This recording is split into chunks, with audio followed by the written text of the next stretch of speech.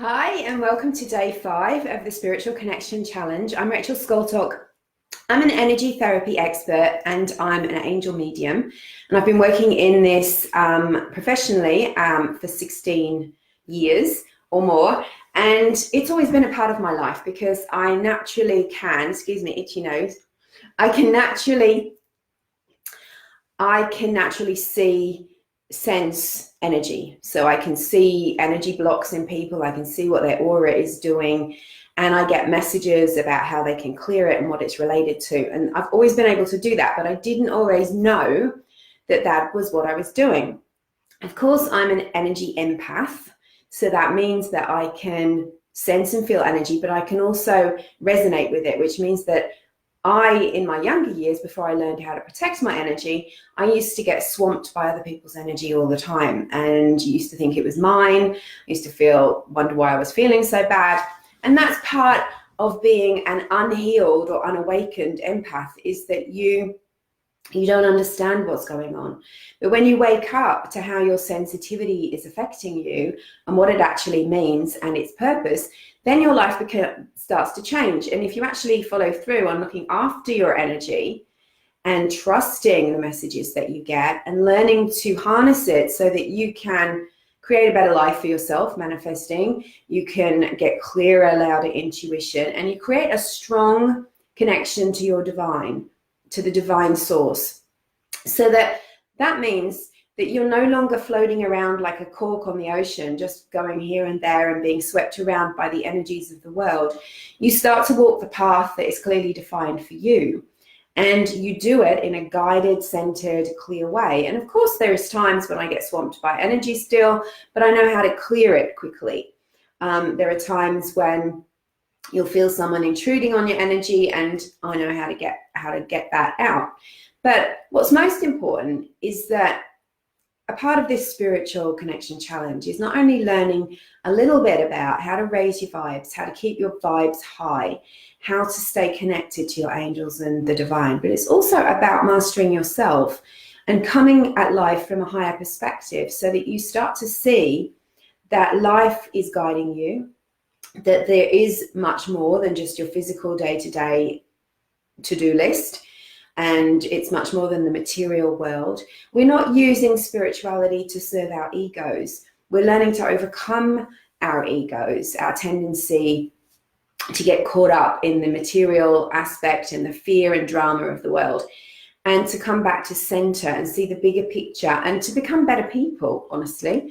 And on that journey, life becomes easier because not that you stop having the challenges, but you learn to see them differently and you learn to rise above them and you learn tools that you can manage the challenges of life more easily, and you learn to change your mindset so that you are no longer being the victim. I think the victim is the lowest vibration really that a person can get, and a victim who is insistent on their victimhood, who is arguing 100% for their limitations and blaming everybody else, is a dangerous person, because that person can justify hurting other people, can justify being entirely selfish, and can even become narcissistic. And we see a lot of that, don't we, on our television screens recently and in life. And that's a person who is so convinced that they are blameless and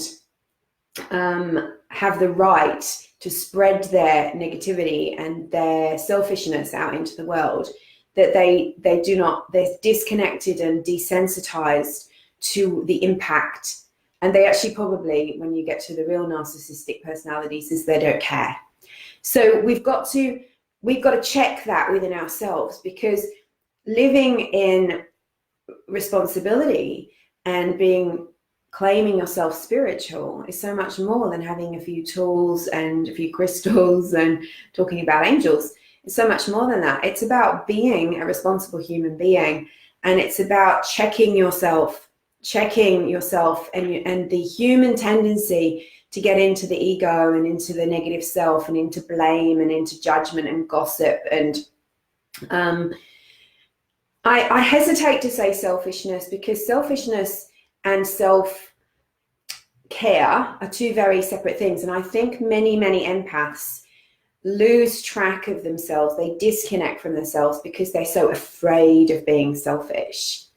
And that can be very, very toxic, because if, you know, someone wants to manipulate you, they can call you selfish, and you will start to panic and start to try to do unconditional love all the time, and you'll drop your boundaries. So that's what I wanted to talk about today. Today is day 5. I wanted to give you a little bit of the why of why I'm doing this 10-day challenge, and just to give you some perspective, because this isn't just about giving you a few tools. It's about hopefully triggering a change in your life, a transformation, and also acknowledging that there is more than just you, that there is a higher spirit that you can lean on. You know, call it God, call it the divine, call it great spirit, creator spirit, whatever you want to. But this higher force of intelligence is with you always. What is very important is to understand yourself as a spiritual being having a physical experience. And that spiritual being has as many needs as your physical being. And it's important to balance both.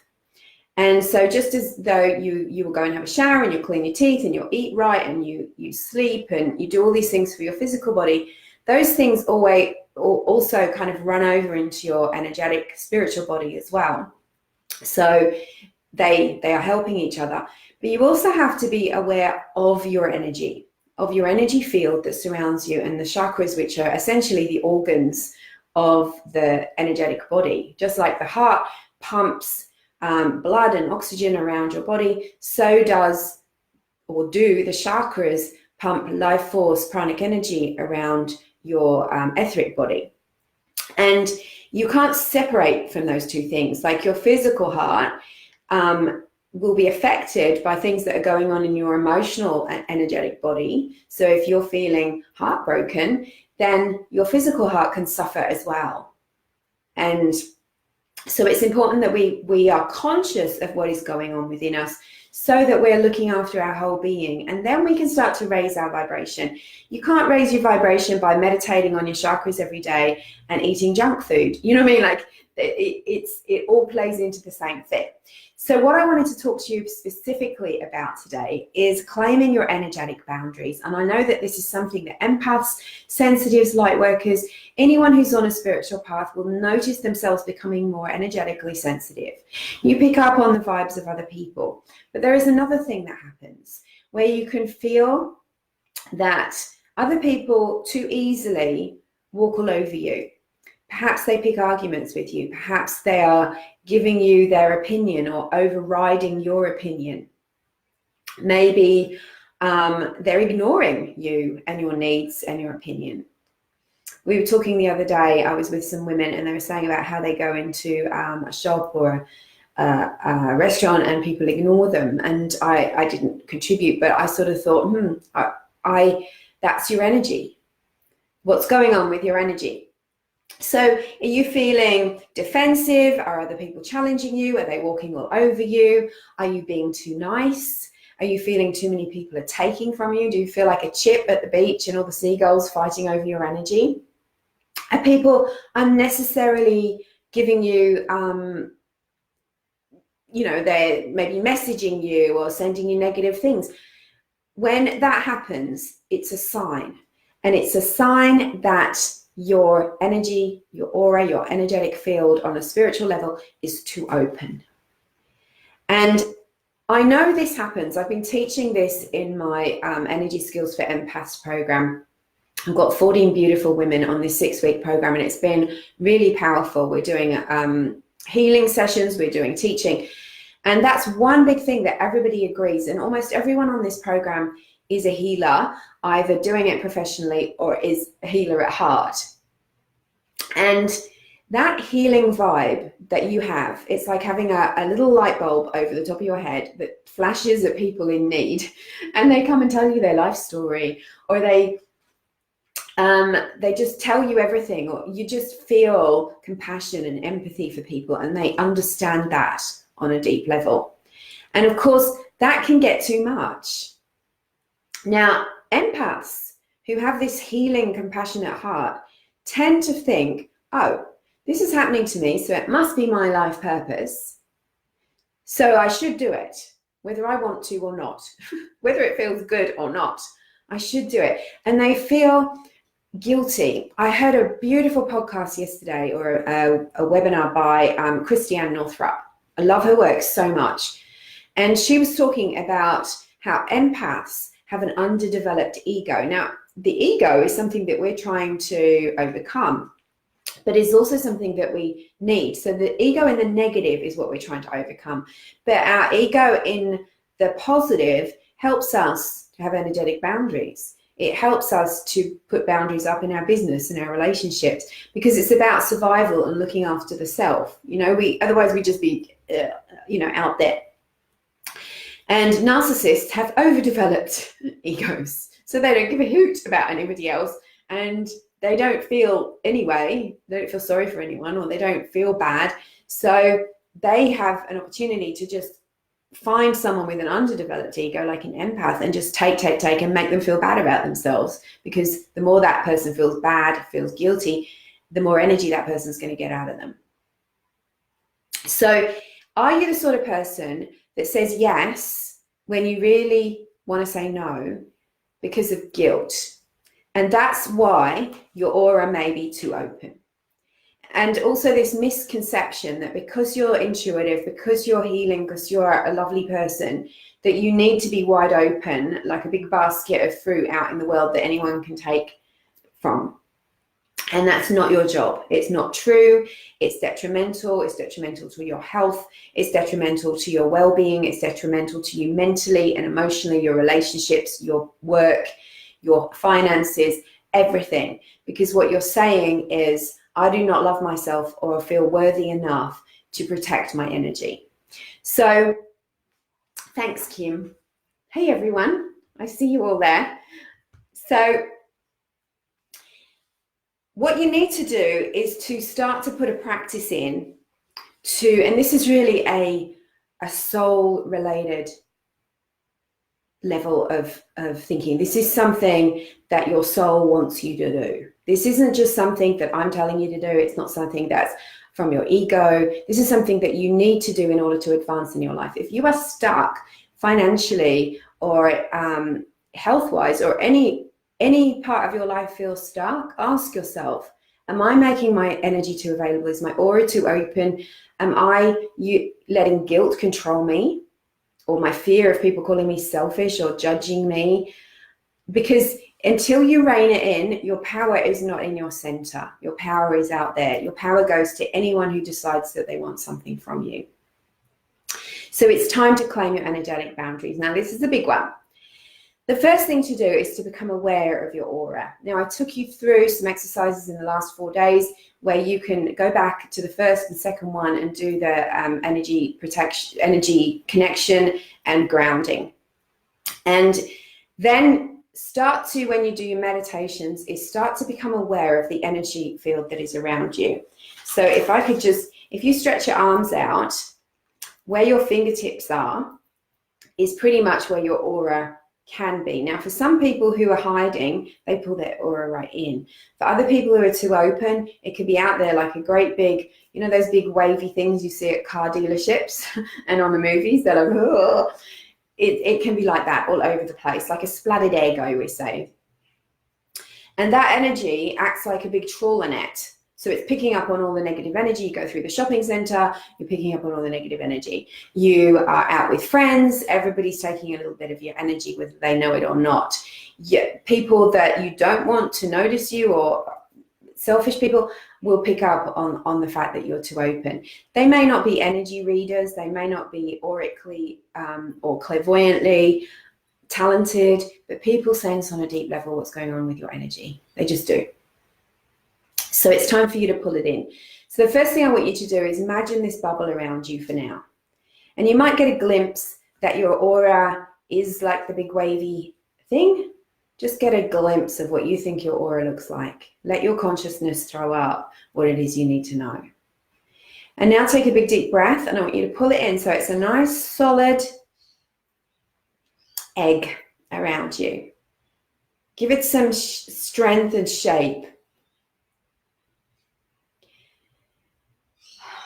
And then take a deep breath and consciously let go of anything that you feel that might be hooked in. Now, this is a deeper work, really, than I can do in a few minutes on Facebook. But I've got a lot of really good meditations on my website. Protecting and clearing your energy. There's just so many on there, and they're not expensive. If you haven't got the money, there is one on, if you go over to my store on my website and hover over the tab, it opens another tab underneath it, which says free stuff. There's a few meditations and lectures on there, audio that you can listen to there and then. They're free. So you can do either one of those, but I thoroughly recommend that you get one. One is only 18 minutes long, which is ideal to do at the beginning or the end of the day, just to get your energy right. So take some deep breaths and release anything that you think is hooked in, or you think, oh, that person's in my energy, and just pop them out. You can ask the angels to take care of them. And then make a declaration. My energy is for me. And I deserve peace. And I deserve to have good boundaries. And I decide who I allow in my attention, and to share my positive energy with. It doesn't mean you're giving them your energy. It just means you're giving them your attention. And when you've got to remember, your energy is for you. It's not a smorgasbord. It isn't what people like about you. If people like that about you, then they're the wrong kind of people. They're the people that want to use you. And then just imagine coding your aura with a color that makes you think of strength and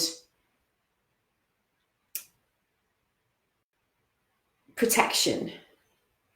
So I like bright blue, deep pink. Just put that around you. And now I want you to imagine hanging a do not disturb sign. And this isn't you saying, I don't want business or I don't want abundance, but you're just saying to anyone who is rude or intrusive that you deserve peace and that you have a boundary. You deserve respect. And for those times when you feel completely overwhelmed and you need a good night's sleep and you can feel psychically people are coming into your energy field, a lot of people get faces. A lot of people just find that they're laying awake thinking about 100 million things, 100 million people. Or you just feel agitated and you don't know why. You can use the cloak, which is in my first book, Loving Your Sensitive Self, which is on Amazon as a Kindle book or on my website as a hardcover. And that's, you put the cloak over you. So you ask Archangel Michael for his cloak of protection. And this is making you completely invisible to people who want to take your energy. So you pull the cloak hood over your head down below your chin, you put it over your shoulders, you tie it around the waist, you let it drop over your toes, and you pull the sleeves down to your fingertips. And you honestly get a really good night's sleep when you do that. So, and it's purple velvet and there's dark blue inside. So you can be cocooned in this energy. But your mission now is to protect your energy and put up the do not disturb. And this is your way of saying, I'm making a change in my life. I'm no longer available to be bullied, to be pressured, to be attacked, to have my energy taken from me. So that's today's challenge. So one, you need to change your beliefs ultimately, because I know so many people who are on the spiritual path, they want to be more psychic, they want to be more, maybe they even want a career in developing their spiritual gifts. So they're walking around all the time psychic. If I did that, I would be a basket case and I would not be in the business I'm in. I would have given up years ago because I would have burnt out. You cannot have your psychic switched on 24/7. It's ridiculous. It's dangerous. And it attracts all the wrong kind of people who just want to take from you, Think of someone who you really admire in your life. You know, I always think of Oprah straight away.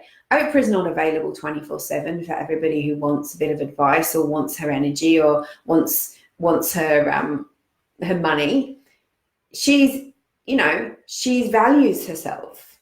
That isn't what makes her wonderful. People love her energy. She's got amazing energy. But if she made herself available all the time and was just constantly available, people would just be taking from her all the time. So you've got to value yourself and value your gifts. And psychically, that means you charge money, you train properly, and then you practice on specific people, and then you train. And once you've trained, you start charging for your services. You're not out there all the time just doing it. So I hope this has been, yes, Deborah, you're right, Debbie. Apologizing when you do nothing wrong. Exactly. That's another way that your energy, and people psychically pick up on that. They understand that you're too open and they start to take from you.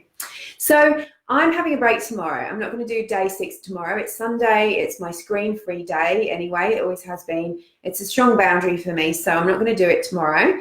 I'm going to start again on Monday with day 6. So it just means we're extending a day. But thanks so much for being a part of it. If you're grateful for this, show me an energy exchange by at least putting some comments, sharing on your page, go over and buy a meditation, whatever you want to do. I'm not asking for your money, but because I am offering this with the blessings of love, but an energy exchange is always appreciated, so I don't feel like I'm talking to myself. So lots and lots of love to everyone. Have a great weekend. I'm about to have a very relaxing weekend and see you on Monday. Mwah.